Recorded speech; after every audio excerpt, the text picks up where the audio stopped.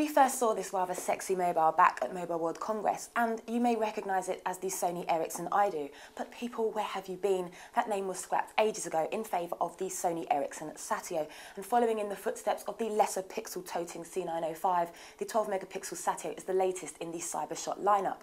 Now, there's a full touchscreen on board, complete with 3 hard keys for assistance, and the Satio is actually the first Symbian mobile device to come out of the Sony Ericsson stable.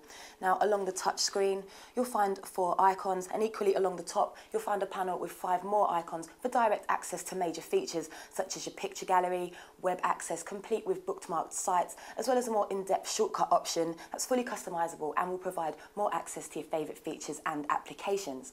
The selling point behind the Satio is that it's a multimedia handset, collecting together all your multimedia in one place. And with features like direct access to Play Now and the ability to sync with your PC or your PS3 for your music, videos and pictures, it's clear Sony Ericsson are trying to make a handset that gets rid of the need to cart around multiple devices.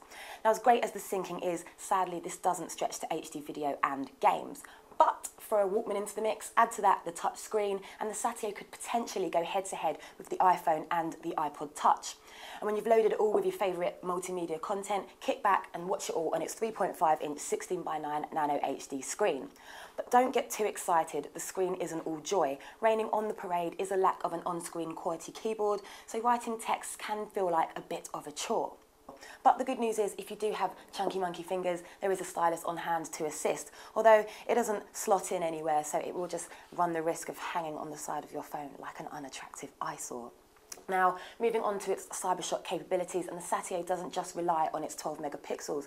There's a xenon flash, autofocus, 12 times digital zoom and geotagging, giving a firm salute to those AGPS capabilities.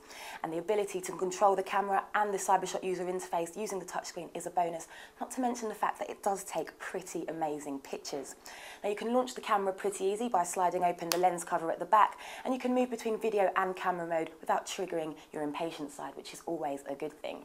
And when you've taken loads of pictures, there's plenty of things that you can do with them, such as tagging them, give them the once-over in editing mode, but a really cool feature are the web albums with messages, and this is linked to Picasa. It's really simple, and it works like this. Take loads of pictures, upload the pictures to Picasa via your handset, and comment on the pictures in real time with messages that appear on the actual pictures themselves. And you can do all this from the comfort of your handset. And when all the pictures are uploaded, you can share the URL with your mates, and they can comment and view the pictures as well. In terms of user friendliness, the Satio is generally intuitive enough, so if you're not that tech savvy, you'll find this pretty easy to use. During our time with it, we couldn't really find much to fault, we didn't really experience any lag, and we're quite impressed with its spec list. Now, in the words of Sony Ericsson, the Satio is integrating the worlds of communication with entertainment, and it will be putting in an appearance around mid-October in black, white or red. So I suggest all other camera phones up their game right now.